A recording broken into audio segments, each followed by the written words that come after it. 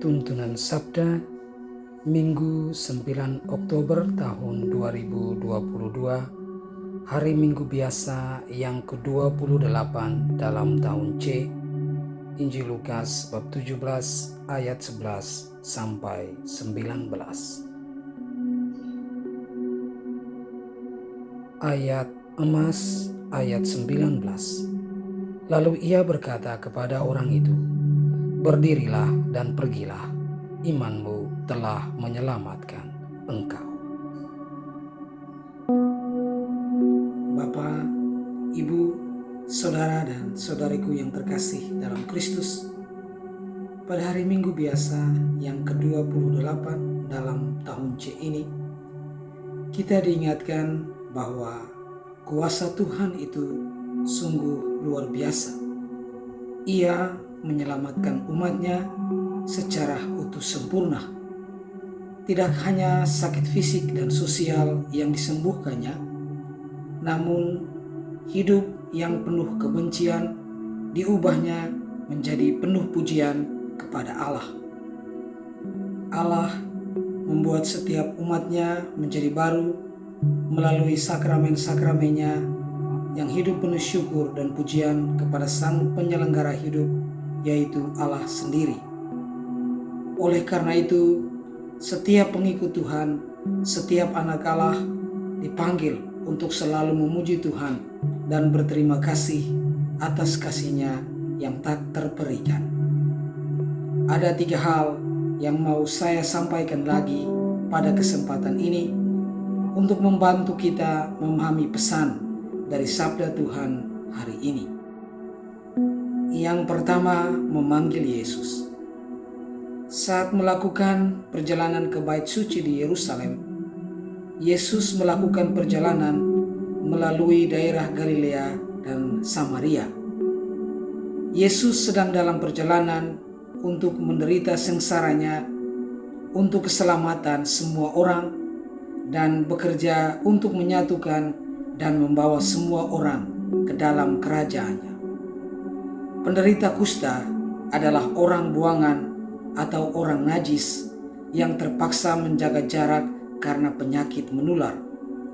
Namun, orang-orang ini tahu siapa Yesus dan tidak ragu-ragu untuk membuat keributan dengan memanggilnya, "Yesus, Guru, kasihanilah kami." Mereka sangat membutuhkan kesembuhan dan berharap akan kuasa kesembuhan dari Yesus. 2000 tahun kemudian, kita tahu Yesus adalah penyembuh dan penjaga keutuhan. Dia yang diurapi. Dia adalah kekuatan dan keselamatan kita. Dia adalah yang maha kuasa dan raja semesta alam. Dia masih bekerja sampai saat ini untuk membawa semua orang ke dalam kerajaannya.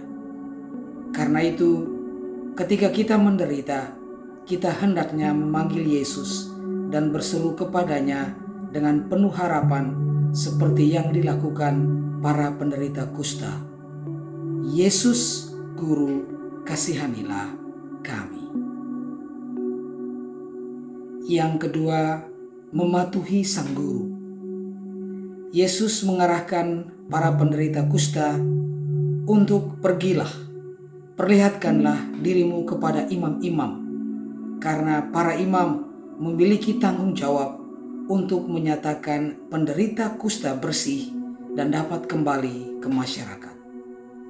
Yesus juga mengarahkan kita untuk pergi, tunjukkan dirimu kepada para imam.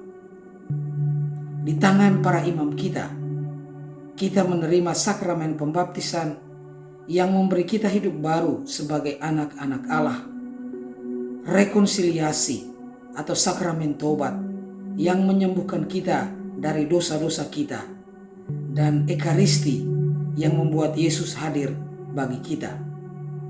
Kita benar-benar disembuhkan dan dipulihkan oleh rahmat yang mengalir dari imamat Katolik. Mari kita berdoa untuk para imam dan untuk lebih banyak panggilan imamat. Yang ketiga, berdirilah dan pergilah. Syukur adalah jawaban yang tepat untuk pengorbanan yang Yesus lakukan untuk keselamatan kita. Meskipun orang yang kembali untuk berterima kasih kepada Yesus adalah orang Samaria, orang yang adalah musuh dari orang Yahudi dan merupakan golongan dari orang yang tidak bisa bercampur dalam hal iman dengan orang Yahudi, akan tetapi penderita kusta ini menerima pujian dari Tuhan Yesus. Berdirilah dan pergilah, imanmu telah menyelamatkan engkau. Pertama, Yesus memerintahkan orang Samaria itu untuk berdiri. Di sini, Yesus menunjukkan kuasa dan kedudukannya sebagai anak Allah, dan kemudian Yesus memintanya untuk pergi agar bisa menginjili dengan memberitahu orang lain akan keselamatan yang terjadi padanya, akan kasih Kristus yang sudah diterimanya. Kita juga terus-menerus disembuhkan dan dipulihkan oleh rahmat yang kita terima melalui sakramen-sakramen. Ketika kita sakit, kita datang kepada sakramen-sakramen untuk disembuhkan. Dan seperti penderita kusta, kita berangkat untuk menyelesaikan misi yang telah Tuhan berikan kepada kita, untuk membagikan kasih Kristus kepada semua orang dengan penuh sukacita. Semoga kita mengerti bahwa kita menderita kusta secara spiritual, secara rohani. Untuk itu, kita hendaknya hidup dalam kebutuhan yang terus-menerus akan kesembuhan dari Yesus sendiri. Mari kita meminta Yesus untuk mendekati kita, karena kita menderita penyakit kusta serta penyakit rohani lainnya, dan dengan kepercayaan pada kekuatan cinta kasih serta daya penyembuhannya, kita memintanya untuk dipulihkan melalui sakramen-sakramennya.